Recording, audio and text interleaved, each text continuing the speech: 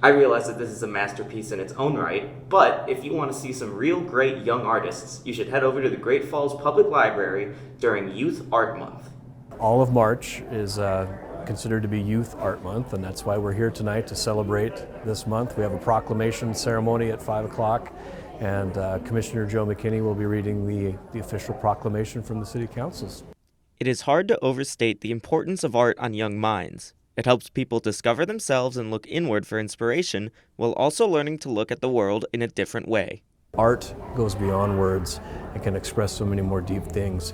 And so for kids to be able to do that, I think it's a real healthy thing for them to be able to do. And it's also a fun and engaging thing for them to be able to do. And it fires up their whole brain when you're using the arts. At the reception, I spoke to two young artists from Great Falls High. Saya's piece is this mushroom, which she chose to paint instead of a flower to be more original. Saya is excited but also nervous about having her art out in public like this. In one way, people really enjoy your art and probably get inspired by it and like it. But in another way, it's kind of like, oh, what if they don't like your art and think it's meh, you know? Allison painted this blue moth, in which she was limited to only using shades of blue and black, a difficult restriction she felt was a great learning experience. I learned, I think, a little bit more about shading, I guess, throughout the whole painting. I think it was honestly really fun, so I think I will probably be doing it again.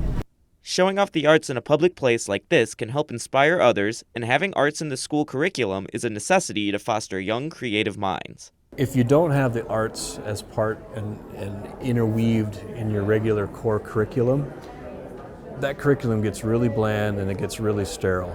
And it's the thing that keeps things creative. Saya hopes her art can inspire others to expand their horizons.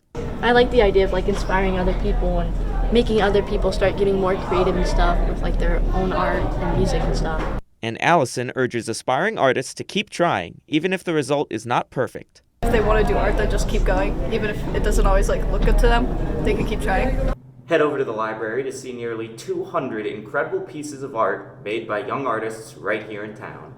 In Great Falls, I'm Tommy Lynch, MTN News.